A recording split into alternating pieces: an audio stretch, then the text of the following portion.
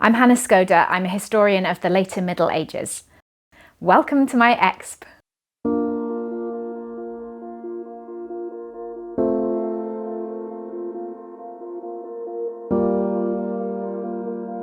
Women nowadays face quite a problematic contradiction or tension. On the one hand, when you have a baby, you're told you absolutely must breastfeed and breast is best, and there's this huge pressure to breastfeed. And on the other hand, we live in a society which is even now pretty prudish and squeamish about seeing people breastfeeding in public. So I was interested in whether this kind of tension might be there in the Middle Ages as well, and what it felt like for women breastfeeding. So on the face of it, in the Middle Ages, motherhood is seen in straightforwardly biological terms. But once one starts to dig a little deeper, it very quickly becomes a lot more interesting than that. So for example, many parents employ wet nurses to feed their children. And there's a lot of evidence that extremely affective, emotional relationships developed between wet nurses and the children. We have a number of wills where people leave money to their wet nurses. The story of St. Kenelm's rather lovely. He's, as part of the saint's story, he is assassinated. And as he's dying, he says to his wet nurse, "Oh, my sweet mother." And she responds, sobbing, "Oh, my dearest son." So there's quite a strong sense that motherhood perhaps involves something slightly more than being the person who gave birth to somebody. There are also some gorgeous stories of breastfeeding itself kind of producing a sense of motherhood.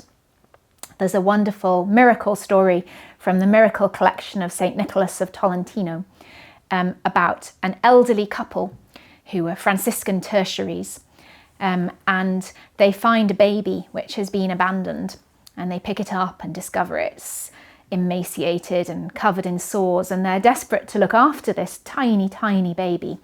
And so they pray to Saint Nicholas of Tolentino to help them. And this very, very old woman suddenly finds that she is beginning to lactate and she is able to feed this baby. And she and her husband, this old man, become the parents of this child. So they're not biological parents, they become parents by virtue of the saint's actions and by virtue of her being endowed with this miraculous milk.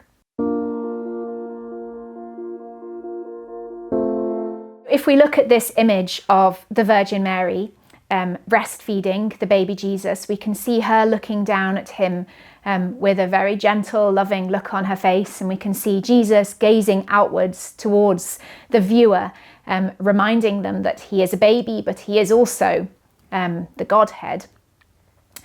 One comes away, nevertheless, as a viewer with a very strong sense of the emotion and affection involved in breastfeeding. And that certainly seems to have carried over into quote-unquote real-life experiences of breastfeeding. So I've been looking at miracle collections as a really wonderful set of sources and insights into what it felt like for real mothers breastfeeding their babies.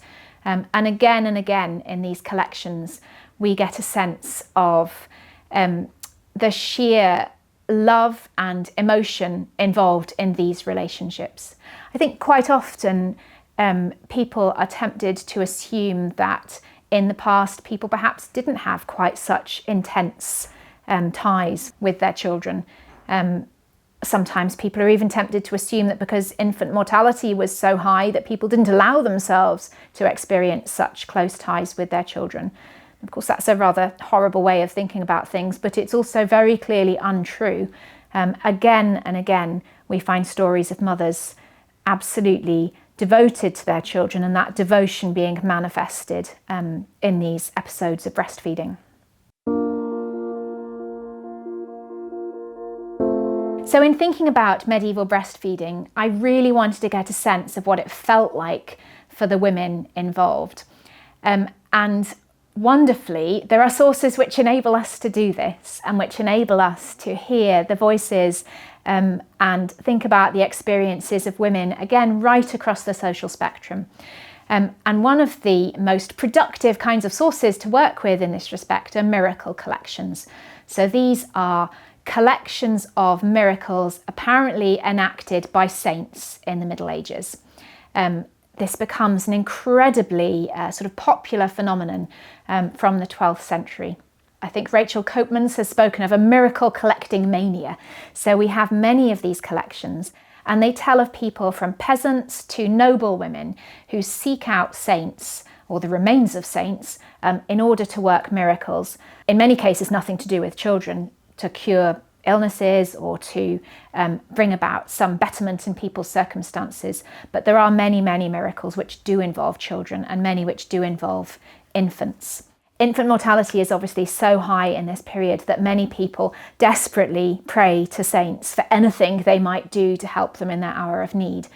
And sometimes this then resulted in a wonderful story which would be noted down. From the later 13th and into the 14th centuries, the process of becoming a saint became more institutionalized. And at that stage, people would conduct full-on investigations into the miracles which had been accomplished by a particular saint. And these kind of investigations, again, give us detailed accounts of the women who would come to these shrines seeking a cure for their children. One of my favourite stories, and I like this one because I come from North Wales. This is about a little boy called Roger, who was about 2. And he was the son of the cook in Conwy Castle in North Wales. And his mother and his father had both put their children to bed, and then they'd gone off to a funeral service, in fact. Anyway, this little toddler manages to climb out of his cradle, goes to try to find his father in the castle, and falls into the moat in the middle of the night. And when his parents realise this, they are absolutely distraught. And the story gives us a sense of just how distressed and distraught they are.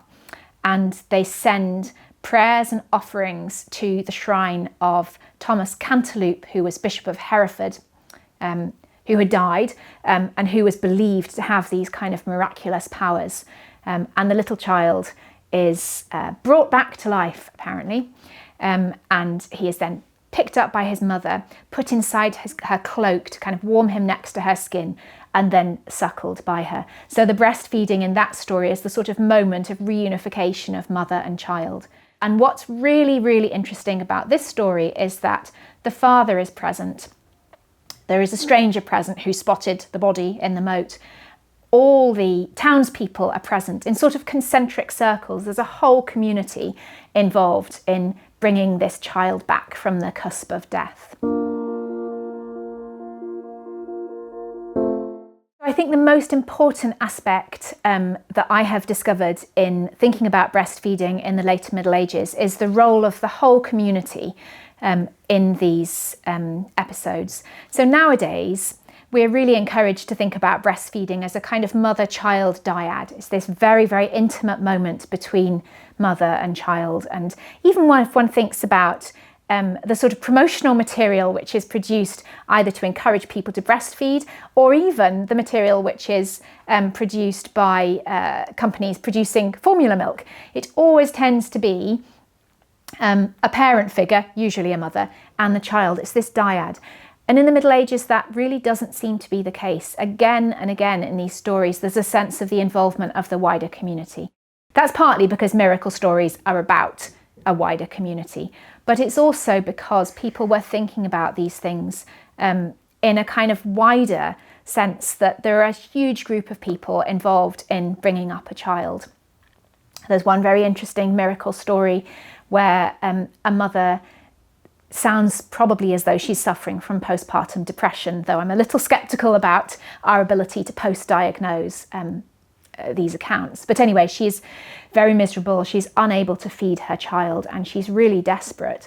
And in the story, we're told about how the priest's wife, interesting phenomenon itself, but the priest's wife comes, places the child on her breast, shows her how to do it, and the child starts suckling. And around this trio of the mother, the priest's wife, and the baby, we have the father, various siblings, an aunt, a grandmother, and then a kind of wider community too. So there's a sense that many, many more people are involved in these kinds of episodes. It's a relationship which is wider and more expansive.